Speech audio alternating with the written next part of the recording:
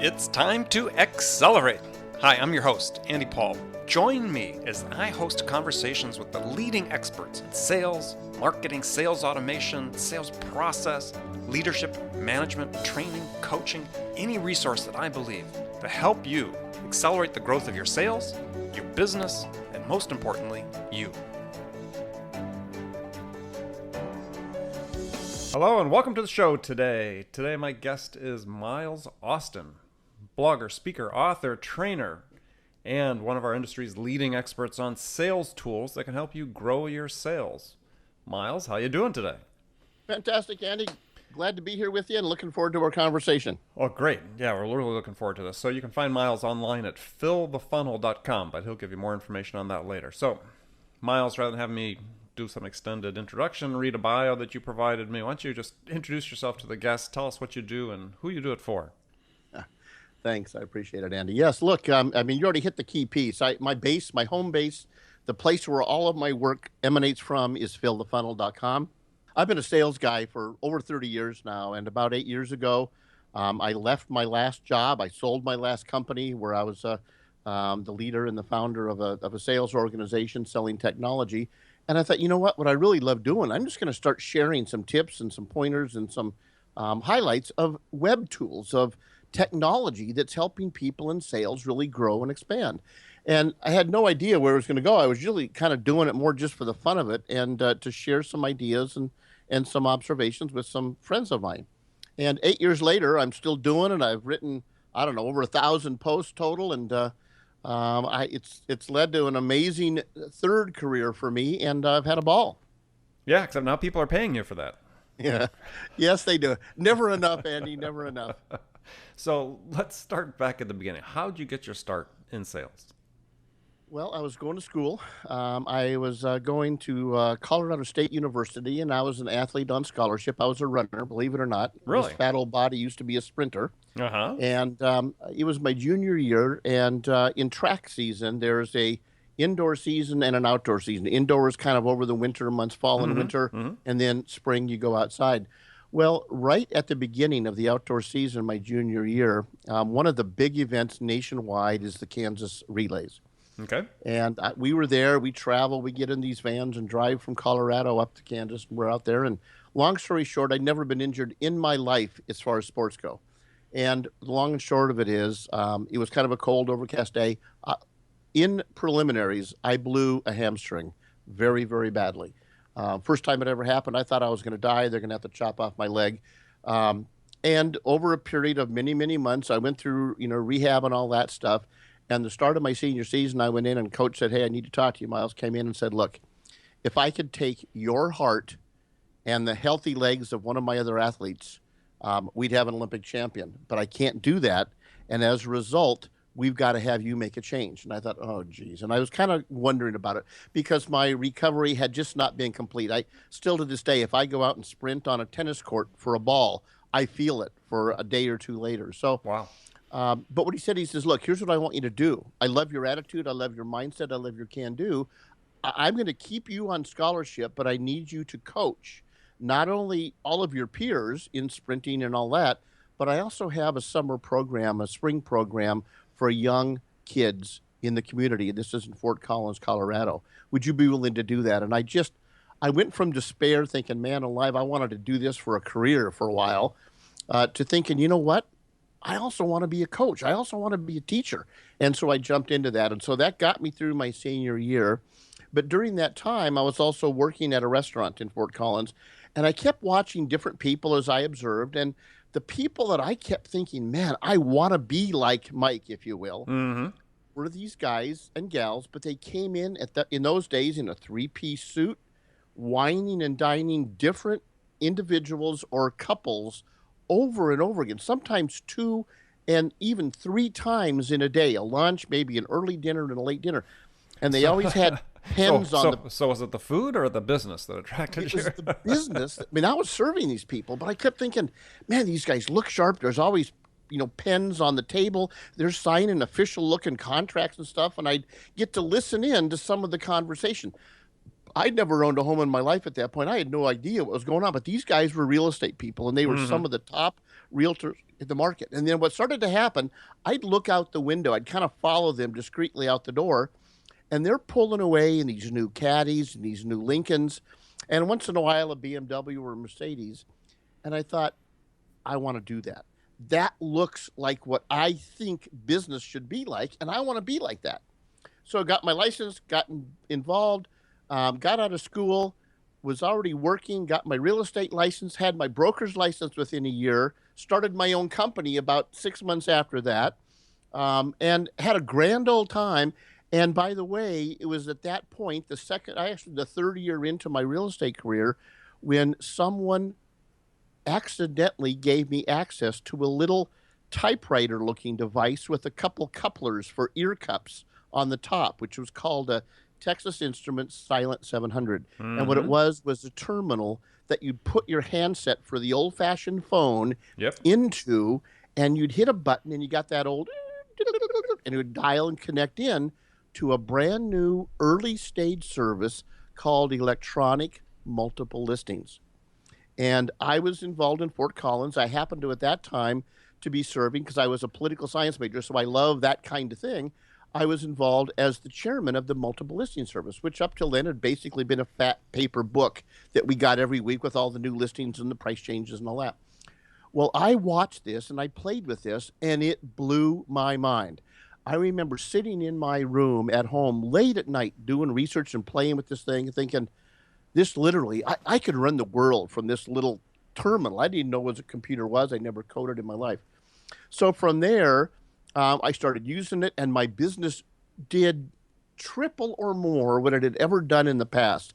And people started to come to me and say, what are you doing? Well, we were a pilot for this program with McGraw-Hill at the time. We were the first board in Fort Collins that had this.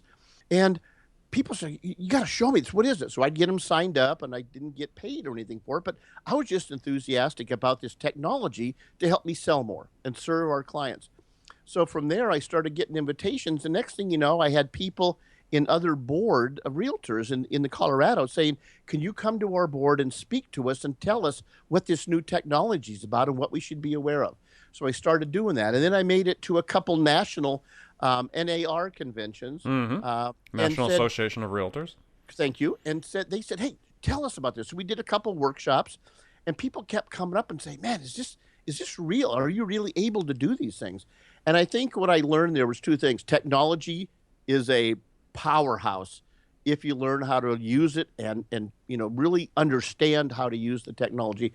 And secondarily, most people are afraid of technology, and as a result will follow the curve rather than lead the curve. And that realization helped me throughout. But what it also did, it showed me, look, I got to get it. Now these computers started to come on board, the early Commodore 64s, and then later computers, and even Radio Shack computers before. And I started playing with them as a hobby. But I started realizing I can't just run my company from this and my business from this. I could run the world from these little spreadsheet kind of things. And I remember the day when I was introduced to a program that was loaded on my little computer via a tape deck, and it was a mail merge program. So a word processor with mail merge from a database of customers, or in my case, people that lived in a certain neighborhood we called a farm area. And I hit the button, and it made custom letters for like 200 people, addressed to them personally, had their own unique, their mailing address and all that. And I was sold. I thought, wow, this will literally change my life. And it has, because ever since then, I ended up leaving the real estate business, selling my brokerage, closing our offices, moved to Seattle because I heard that there was a lot of technology up here. And I really loved the market. I'd been up here a couple times on vacation. And I kept hearing about this little company that was just in the very early days called Microsoft. Well, I wasn't smart enough or well educated enough to get a job there, because this was for the really big head Todd kind of people, right? Right. But what I knew was I don't care, because I don't want to learn how to code. I want to learn how to sell this technology and train business people on how to use computers.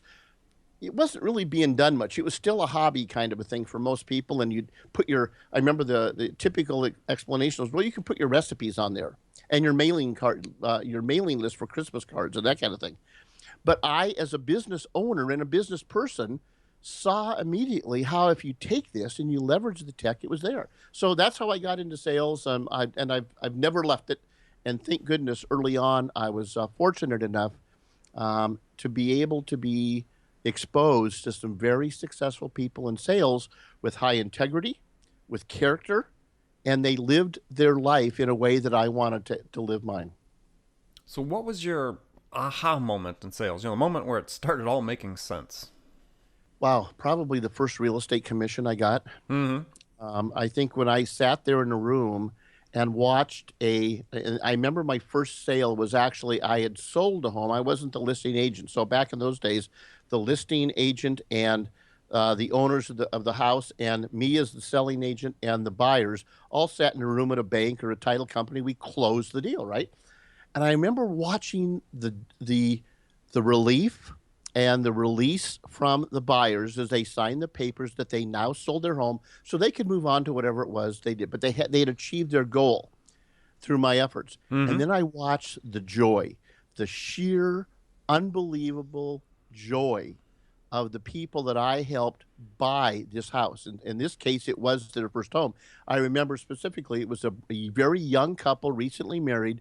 He was an engineer at HP in Loveland, Colorado, and she worked at HP in some other function. I don't remember what it was. I don't think she was an engineer, but I'm not sure about that.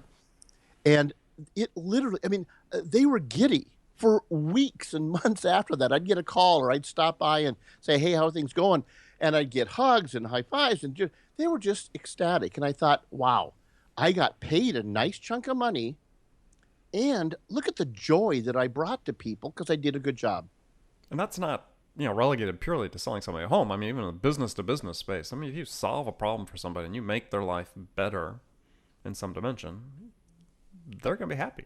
Absolutely. I would tell you that the biggest paychecks I've had over the years, and I've been really blessed and lucky in my career, there's never been a check that was greater in payment than the smiles and the joy that comes from doing something that will make a big impact on the recipient's life. I truly say that with all sincerity. It just makes my day when someone goes, damn it, I love what you've done for me. Right. And I think that too often sellers sort of overlook this fact that, yeah, you might be selling to a company, but it's individuals that are going to benefit from this. There's an individual making the decision that is the one that it could be the business owner, it could be, a C-level person, it could just be a functional manager that's responsible for that.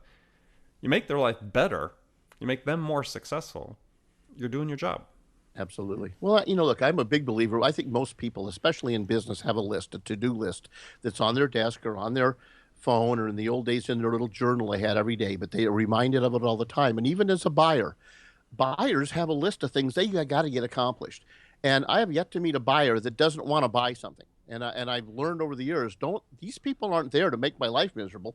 They want to check this off the list. They want to get it done. My job is to help answer the questions, give them the comfort, understand what they're trying to do, and guide them and make it easy to make the decision so they can take this item off of their to-do list. Right. No, I agree 100%. I mean, that's something I write about in my books is it's not more complicated than that, right? Yeah. Buyers really are just isn't. trying to accomplish a job. If you can make them successful, for everybody listening, if you can make your customers successful, then you'll be successful as well. Absolutely. And what's fun is if you have the chance, because a lot of times in my career, it was B2B sales and usually larger companies, and it was technology most of my career. And most times I wasn't able to meet down to the end user level who would be the recipient of what we just sold, the technology or the solution. But sometimes I was able to. And to listen to the before and the after stories, again, it just made you smile. It's like, damn, I've got a good solution here. This really is working to help people. All right, we're going to take a short break now. We'll be back after the break with Miles Austin, share with us more of his stories about how to amp up your business with technology. Hi, this is Andy. Connect and Sell is used by sales reps at nearly 1,000 companies, including hundreds of technology startups and several Fortune 500 companies, to overcome the challenges of getting prospects on the phone. Companies using Connect and Sell grow their revenues faster by enabling their sales reps to have more sales conversations in 90 minutes than they could otherwise achieve in an entire week. Connect and Sell can be deployed directly to your sales reps, or you can take advantage of their outbound on-demand service, which delivers qualified prospect meetings scheduled directly on your sales reps' calendars. Visit connectandsell.com to learn more about how Connect and Sell can start filling your pipeline today. All right, we're back with our guest, Miles Austin. So, Miles, we were just talking about helping make our customers successful. So let's change the nature of the debate or the discussion a little bit here. Is you led some major sales teams at some pretty big companies like Dell during some of their go-go periods. I mean, what did you learn about scaling a sales organization and scaling it quickly during your experiences there? Well, I look back, I got goosebumps when you said that, because I would tell you when I went to Dell, it was in the early days and they were just starting to really go nuts. And I went to Dell to run the inside sales team for large corporate accounts. I'd never done inside sales. I always looked at and viewed inside sales as kind of a training ground for real salespeople who were on the outside. They were the outbound people, right? Right. And again, a lot has changed since then. This has been many years ago now. But what I learned pretty quickly is if I go in with a closed mind, I'm going to fail pretty darn quickly, because what I started to realize was open my mind and observe and learn from my team, as well as me sharing my experience, etc., with them. And what I came to realize was the power of a focused, concentrated sales effort without too many distractions. So let me use an example, right? I came from companies where we were selling HP and IBM and Compaq and you name it, and we're all over the map. We're selling servers and desktops and laptops and whatever it was, we were selling it, routers and all that. When I got to Dell, Dell had two basic product lines. They had a consumer line and a business line, and the business line was called Optiplex. Right. In Optiplex, all I had to sell was one desktop and then some few variations on configuration and one laptop. That was it. Well, they didn't want to spoil you. Well, you know what's funny? I thought, man, this is nuts. How are you going to? But here's what was really fun is I was there. I was fortunate enough to be there when Dell decided to go into the server business, right? And I was Mr. Cool. I kind of puffed out my chest. I said, look, guys, I came from the channel. Let me make it really clear. We're not going to have success here because we don't have system engineers. You need technical people to sell these things. And then I sat back. I said, but I want to see how we do, right? Well, here's what I learned. Relationship wins out every time in a sales endeavor compared to those that don't have it. Pretty powerful for me, because what I saw was individuals with no technical background, but had developed over a period of months or even years with some of our reps there at the time, had developed a level of trust and a relationship where the company trusted what the sales rep was presenting and knew that whatever happened, they would be taken care of. So it was enough to get in the door. I mean, you're a brand new offering compared to these other guys. That trust, that relationship was the door opener. Absolutely. And I watched with amazement as, Mr. This will never work because you don't have system engineers on every call and it has to be whiteboarded out and all that. I watched literally within that first year, we went from selling a server to someone as kind of a trial and just test it out and see what you think. And if you don't like it, send it back, to selling pallets and pallets of servers to people. I remember one of our big customers at the time was NASDAQ during the NASDAQ boom years, and stock splits and all the crazy stuff that was going. And I was just dazzled. And I got to tell you, honestly, with all respect to the individual rep, she had no clue what I/O was or any of the other basic activities for servers. Didn't matter. She understood and made the customer, gave them availability to anything and everything that they had questions to. And the trust with the company, as large and as significant and as important as NASDAQ, was willing to put that trust in an individual salesperson, plus the company behind it had done well for them over the years, right? Sure. I mean, they had earned that, but that rep was unbelievably crucial. So I think I learned from that is two things. I learned is don't ever underestimate whatever your role is within an organization, specifically a sales organization. And I left with a very deep respect for inside salespeople because I realized in many cases that can be your only contact with the customer. And it allowed Dell to scale to your original question because now I wasn't in a car with the sales rep making 4 or 5 calls a day in person. I could make 30 or 40 calls in a day and never leave the comfort of my desk and be much more effective and have all the technology for measurement and monitoring and everything else as it developed. So I'm going to go back and explore a couple of points you had brought up before. One is you talked about keeping an open mind. Mm-hmm. Because I think this is a big thing. Because I've written about this recently about the biases, the built-in biases that salespeople have, and it's true in numerous professions. The example I gave in the blog post was my wife is a medical educator, and they teach prospective doctors that they have studies have shown they have up to 125 biases the doctors have to work through in order to arrive at a diagnosis, right? Yep. So how do you train people to have an open mind? I mean, you're talking to a salesperson or you're a sales manager in charge of a sales team. How do you do that? Well, two things. I think mentoring is something that I've always benefited from.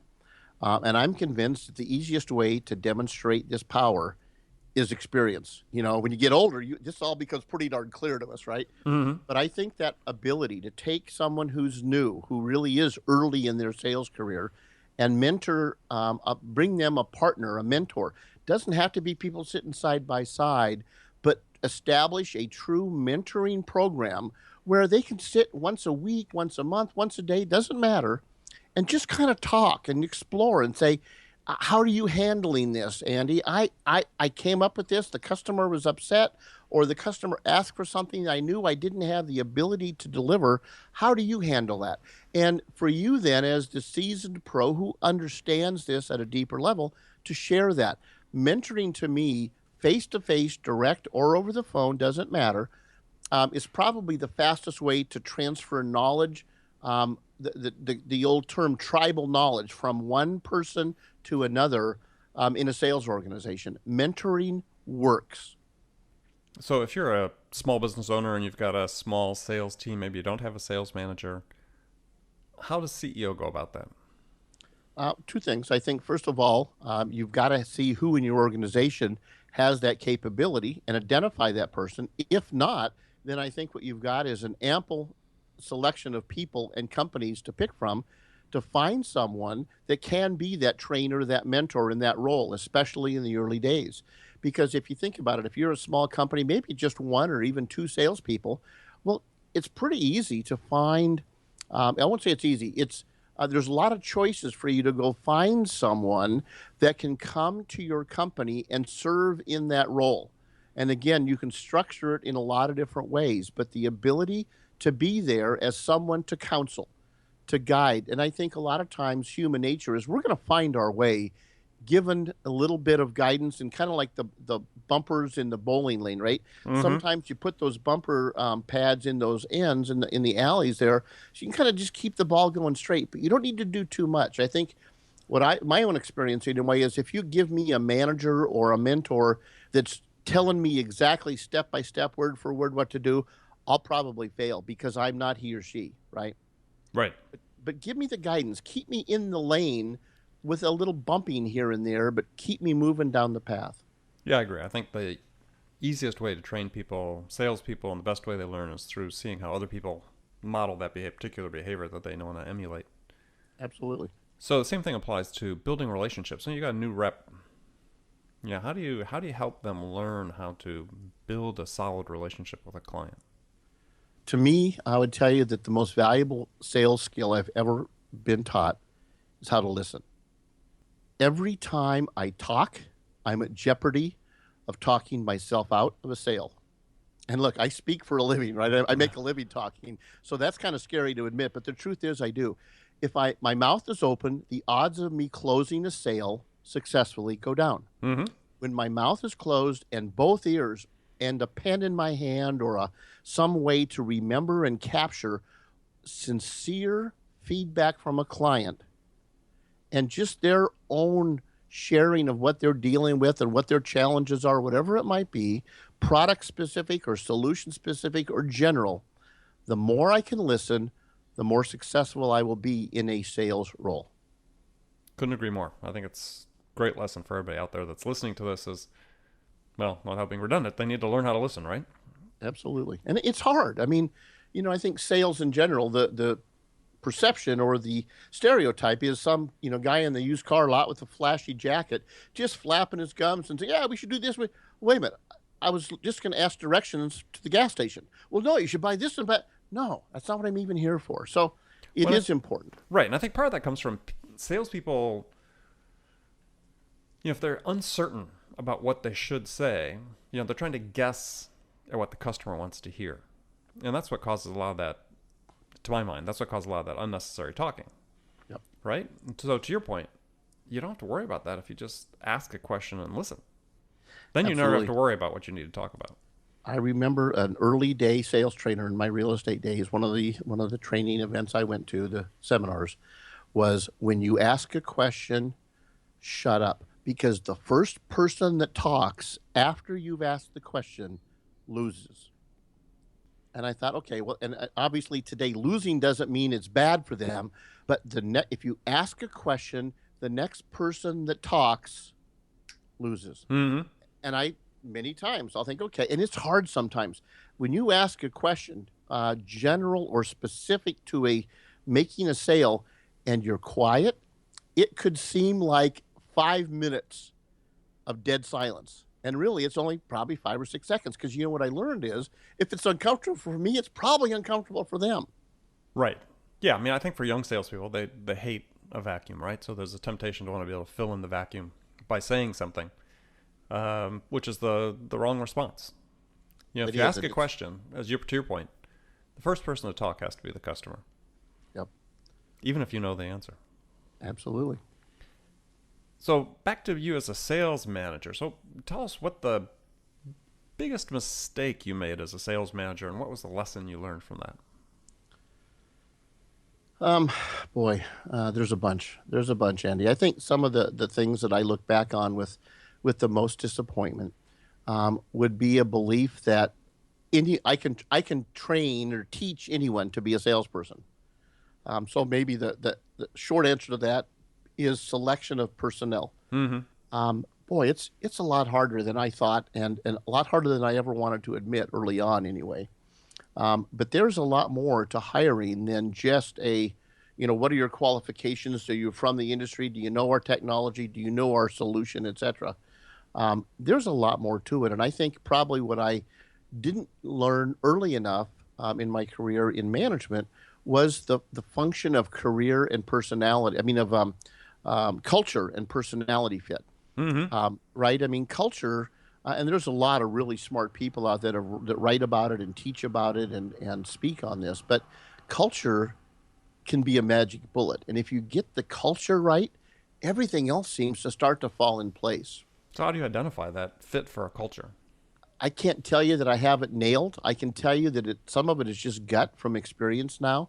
But I think maybe asking and learning more about the person in a non-specific sales kind of questioning will really bring that out. How do they handle certain things? What are their relationships like?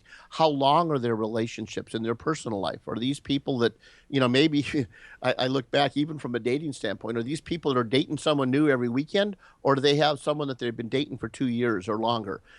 Just some personality traits, because sales to me is always a long-term game. For those people that are slam bam type people, at least for me, I probably won't enjoy being around them. And I think most customers don't want to be around that kind of a person in a sales relationship. Yeah, if they're so obvious that they're just looking for the next order.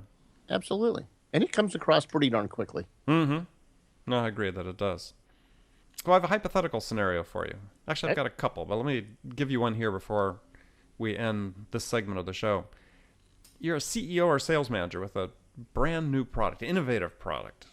Perhaps you're actually creating a new category or market niche with it.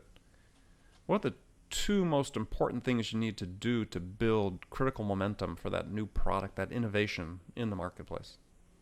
Boy, one or two. I think two things. I think, first of all, I need to know if it's it'll vary a little bit. Let me back up. The first thing I'll have to know is who else is in this space. And if there's no one else, if this is a brand new category or solution, then what I would do probably the first thing is I want to go out through lots of ways online and otherwise and find out who influencers are of the people that I want to sell my product or my solution to. Mm-hmm. So identify influencers. And second of all, identify where the people that I want to talk to as customers are hanging out, right? And by hanging out, I mean, are they in a, in a social platform like a LinkedIn or a Facebook or Twitter? Or are they involved in certain associations? But I want to understand where they're hanging out because, the age-old adage, you want to fish where the fish are, can save you a lot of time. Mm-hmm. I mean, I love to fish. I'll tell you a fishing story later, that a lesson I learned. But what was really fun for me is I can go and have all the right equipment. I can be prepared, trained, equipped, and I'm fishing in a lake that I found out later they had just treated for some algae, and I didn't get a bite for a day. Right.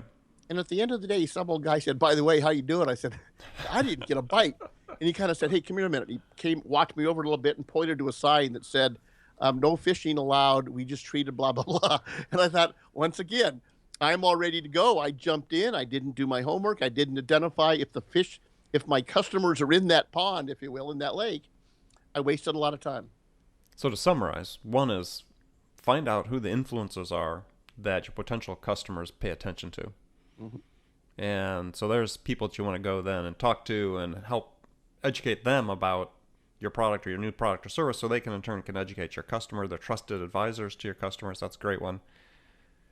And then the second one is find out where your customers are hanging out online or at trade shows or associations and approach them, try to intersect with them somewhere in their lives when they're interacting online or in those associations. I would agree. I think those two are there because, in my opinion, again, I'm a sales guy. I'm always looking. If there's an easier shortcut to do it, I want to explore it. And I think the easiest sale, I think most of us would agree, is a sale from a referral or a recommendation, right? And with the advent and the explosion of social media, that's becoming more and more prominent. Some studies say between 47 and 67% of us will buy a product based on a recommendation of a friend or someone we respect. So, they don't even have to say, go sell that product for me as an influencer. They just need to talk about it and endorse or just say, you know what, this is something you guys should check out. That plays wonders, especially in the startup when no one knows what your product or service is. Hi, this is Andy. You just listened to part 1 of my conversation with Miles Austin. Part 2 is going to be available on October 21st. If you want to make sure you don't miss it, go to iTunes, subscribe to this podcast. You'll not only be notified about that conversation, but all the other amazing conversations we're having with incredible experts that can give you information to help you amp up and accelerate your business. So until next time, this is Andy Paul. Good selling, everyone.